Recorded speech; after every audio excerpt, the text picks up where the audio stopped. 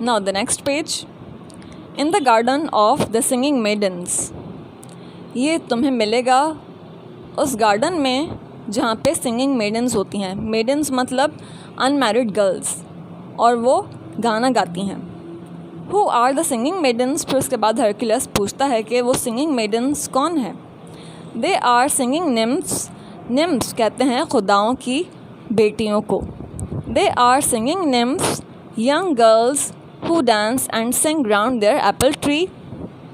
वो जवान लड़कियां हैं जो डांस करती हैं और गाना गाती हैं अपने एप्पल ट्री के इर्द गिर्द. A dragon guards a tree. और उस ट्री की जो हिफाजत है वो एक ड्रैगन यानी कि एक देव करता है. I am not afraid of dragons sad Hercules. Hercules कहता है कि मैं ड्रैगन से खौफज़दा नहीं हूँ, ना मैं उनसे डरता हूँ. But where is the garden of the singing maidens. लेकिन ये सिंगिंग मेडन्स का गार्डन कहाँ है. I do not know, no one knows. मुझे नहीं पता और ना ही किसी और को पता हो सकता है. You have to find it. ये तुम्हें ढूंढना है कि वो कहाँ है. This is the hardest of labours. और ये बहुत ज़्यादा मुश्किल तरीन काम है. Answer the king. किंग ने जवाब दिया. So Hercules went away. और फिर हरक्यूलिस चला गया. He put on his lion skin and started walking. फिर हरक्यूलिस ने अपनी लाइन स्किन पहनी और चलना शुरू किया. He walked south. वो साउथ की तरफ चला. Hercules walked all day and the next day and the next. फिर हरक्यूलिस उससे अगले दिन चला और उससे अगले दिन और फिर उससे अगले दिन. मतलब इस तरह से वो काफ़ी दिन तक चलता रहा. He walked all week. और पूरा हफ्ता चलता रहा. And the next week. और उसके अगले वीक तक. And the next. और फिर उससे भी अगले. He walked for months. और फिर उसको चलते चलते महीनों हो गए. He walked past meadows. और वो गुज़रा पास्ट मिडोज़ सब्ज़ार से, वादियों से. And corn fields. और कॉर्न की फील्ड से यानी कि मकई के खेतों से. Throw forests and open country. और जंगलात से और खुले कंट्री से, मैदानों से. इन डेजर्ट्स सहराओं से. एंड वेस्ट प्लेसेस और वीरान जगहों से. Whenever he met anyone he asked. वो जब भी किसी से मिलता वो यही पूछता Where is the garden of the singing maidens. के सिंगिंग मेडन्स का गार्डन कहाँ है. No one knew. किसी को भी नहीं पता था. And most people ran away. और वो जिससे भी पूछता तो वो मोस्टली भाग जाते. Hercules went on walking. Hercules इस तरह से चलता रहा. When he was hungry he hunted. जब उसको भूख लगती, जब वो हंग्री होता तो वो शिकार करता. hunted means शिकार करना, शिकार किया. When his club grew heavy. और जब उसका मोटा डंडा जो है वो बहुत ज़्यादा उसको भारी लगने लगता. he shifted it from one shoulder to another. तो वो एक कंधे से दूसरे कंधे पर उसको रख लेता अपने क्लब को. When he was tired. और जब वो बहुत ज़्यादा थका हुआ होता. he remembered that he was the hero of 100 adventures. तो उसको याद आता, एक तरह से वो अपने आप को मोटिवेट करता था कि उसको बहुत ज़्यादा ये काम करते रहना है और चलते रहना है, आगे बढ़ते रहना है. Remember that he was the hero of 100 adventures. तो वो अपने आप को ये याद दिलाता कि वो हीरो है 100 एडवेंचर्स का, कि उसने 100 काम तो कर ही लिए हैं और उसको आगे भी करते रहना है. At night he went to sleep by a fire. और फिर रात में वो आग के पास सो गया. आग जला के मतलब उसके पास सो गया. Rolled up in his lion skin. और अपनी शेर की खाल जो है वो अपने इर्द गिर्द लपेट ली. Rolled up means लपेट लेना. One morning he saw mountains far in the distance. और एक सुबह वो देखता है कि बहुत बड़े बड़े पहाड़ हैं कुछ फासले पर. One was shaped like a giant man. उनमें से एक पहाड़ जो है वो बहुत बड़े एक आदमी की तरह नज़र आ रहा है. giant कहते हैं बहुत बड़ा, enormous.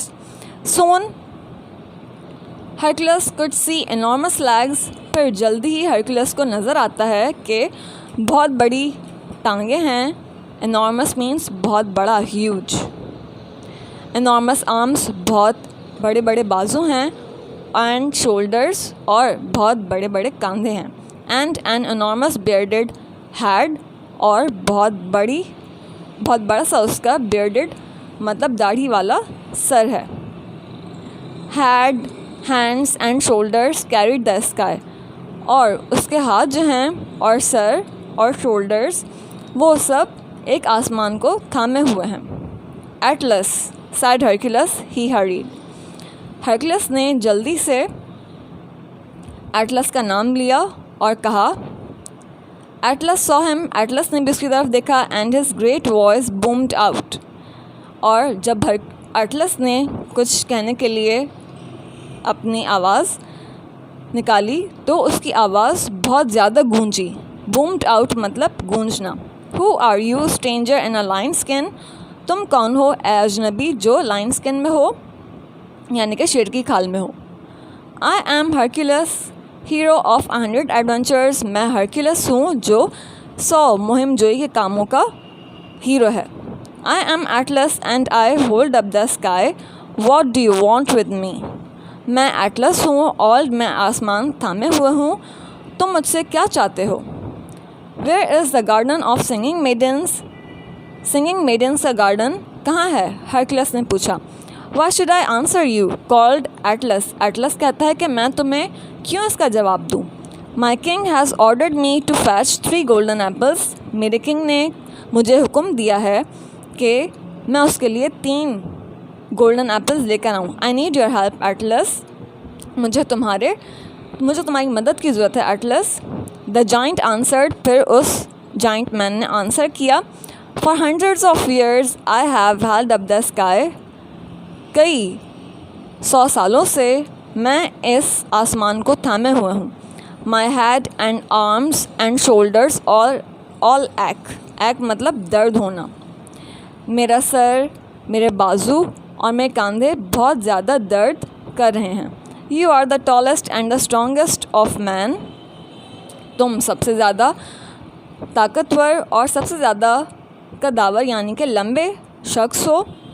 Shoulder the sky while I fetch the apples.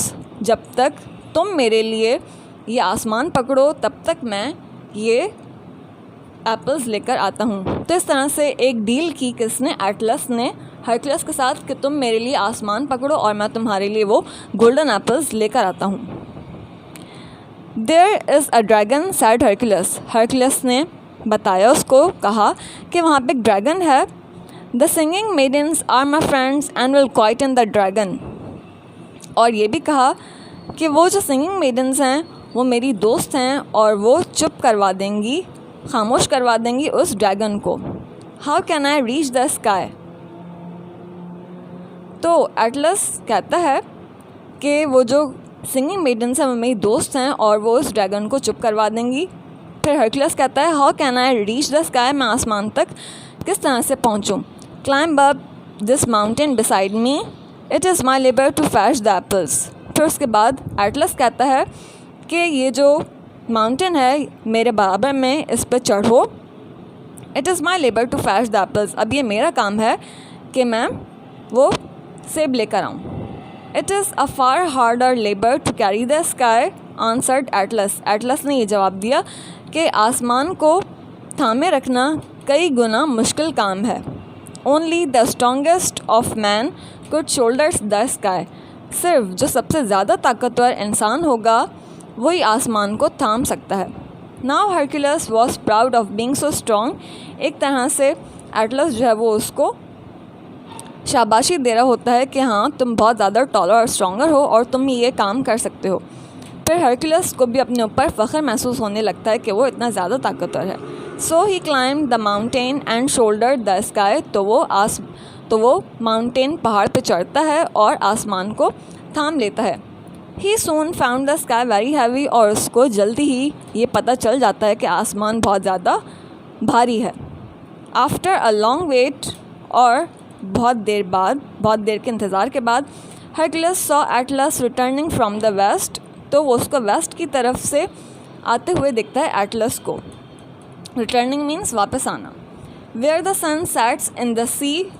उस जगह से जहाँ पे सूरज गुरूब हो रहा था, जहाँ पे सूरज गुरूब होता है समंदर के अंदर। अब एक तरह से सूरज समंदर के अंदर तो गुरूब नहीं होता, लेकिन ऐसा महसूस होता है कि वो समंदर के अंदर जा रहा है, तो वो मगरिब का वक्त होता है।